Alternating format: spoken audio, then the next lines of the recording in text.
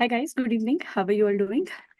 Uh, in this class, we are going to be discussing an overall approach to long cases. So, this is like an orientation to what we are going to do. I want to give you a brief outline, and what I've done is made a list of the important cases that you get, as long cases throughout all of the system. So, that gives you a roadmap and all of us a roadmap. So, what we'll do from now on is I think most of you guys who are exam going will be appearing for exams in the next 2 or 3 months. That's when you will have your practical exams. Nonetheless, basically, we'll try and cover all of the long tests which are important in that time. So moving forward, every week we are gonna have short sessions. I don't want to prolong these unnecessarily for 1.5 hours. 30 to 40 minutes, we discuss two long cases in each session and how to go about it, right? The main aim is to get used to describing these, okay? So we will focus on, how to ideally describe it, what are the DDs, and that's it, what are the companion cases, how you should describe it if it comes in the exam. This is like an orientation to all of that. So this is something I want all of you to take a picture of in your phone and just keep it with you. Anytime, there is any radio conference, you have, case discussion, just volunteer. That's how you are going to get good at radiology. And that's the only thing you have to prepare for, as far as practical exams are concerned.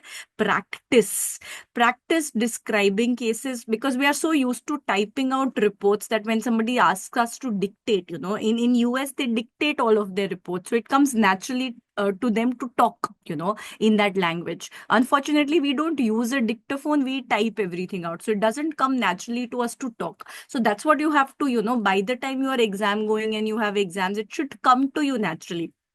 तो ये याद रखो, if you know what to say next, ना, that's it, you will pass 100% if you know what is to be said next. बीच में awkward silence where you don't know what to say is where the problem will happen, and that's when they catch hold of you and they realize that, okay, there are some weaknesses which we need to, strengthen or probe into. So you don't want the examiner to get a chance, to interrupt you, because you are constantly saying, you are checking off all of the boxes. So this is our broad outline on which we will go on describing all system wise long cases from now on in this series, right? So that's what my main attention now is going to be on, because I feel most of the important theory topics, viva topics, everything is, we have touched upon.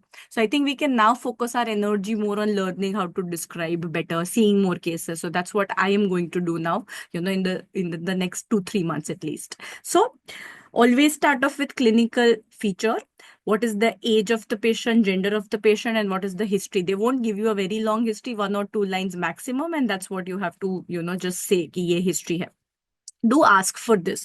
Prior imaging. If they've not given, still be over smart and ask, is there any prior imaging? If let them say no, there is no prior imaging, okay, let them feel bad कि oh मेरे पास prior imaging नहीं है. So you have to ask, because that tells you that you are, you want to know what has happened in the past and you want to correlate. So this you always have to ask for. Then the first step will be start with the modalities. If it is a thoracic imaging case, for sure you will start with a chest X-ray. If it is an MSK imaging, for sure you'll start with, an X-ray. If it is a GI case, you may or may not start with barium or X-ray. Sometimes they directly give cross-section. If you are unlucky, you start with barium, or you start with an abdominal X-ray. In my opinion, abdominal X-ray and barium is the worst thing, because you just lost. So just pray to God before your practicals ki, dear God, please don't give me abdominal X-ray or barium. In case you do, we will figure out how to then go about it.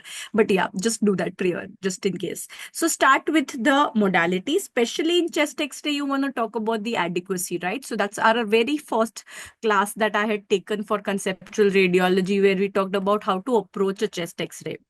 You know what is it's not rest in peace, rotation of the X-ray, inspiratory effort, penetration chalo digital X-ray may we don't care, but still you want to talk about all of these things first before you start with the finding. So you describe the modality that has been given to you, that sir, I have been provided, sir or ma'am, I have been provided with a chest X-ray.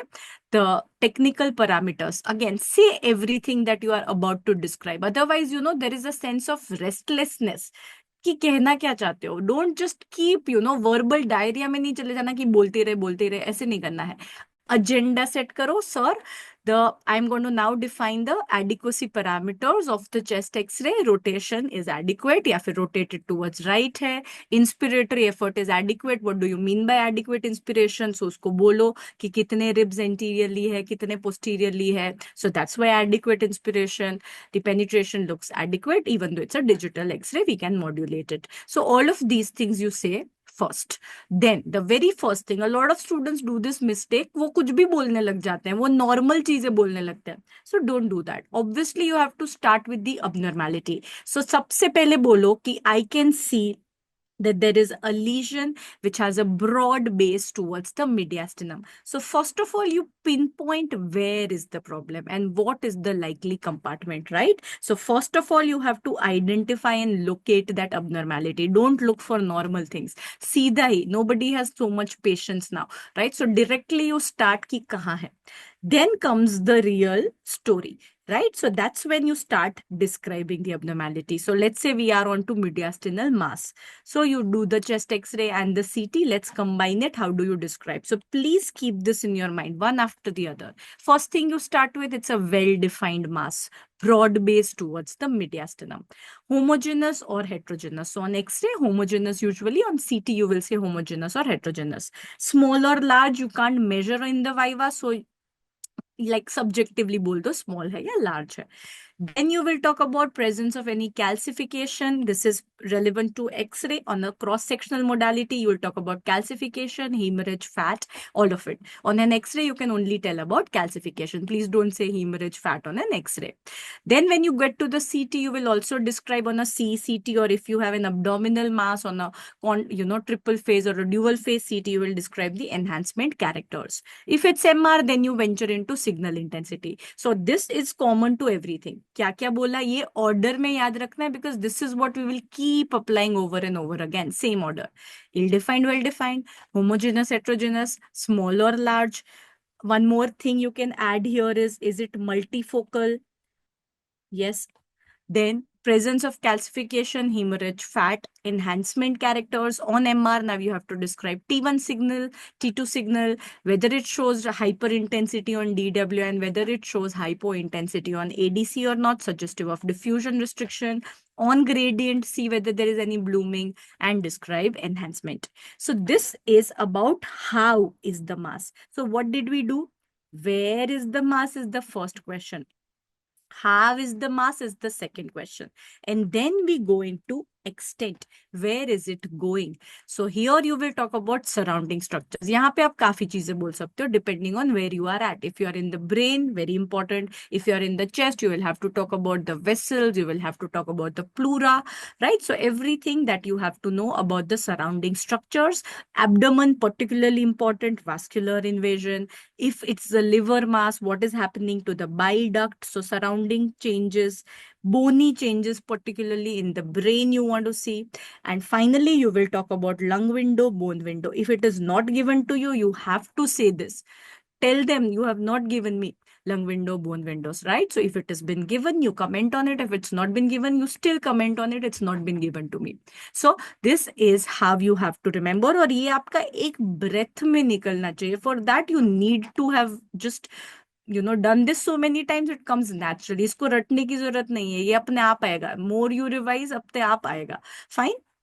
Then don't stop here. Then you talk about the relevant negative findings, okay? For example, if it's a mediastinal mass, you're suspecting a teratoma or a thymoma. Now you want to say that I do not see any pleural nodularity. Fine. So you want to tell the examiner, I know what I'm thinking and I know what I'm ruling out. So that is your chance to shine. This actually, when you say negative findings, okay? For example, if it's a liver mass, when you say there is no capsular retraction, there is no intrahepatic biliary radical dilatation, that tells the examiner, okay, you know what cholangiocarcinoma versus HCC looks like, right? So these are the subtle points.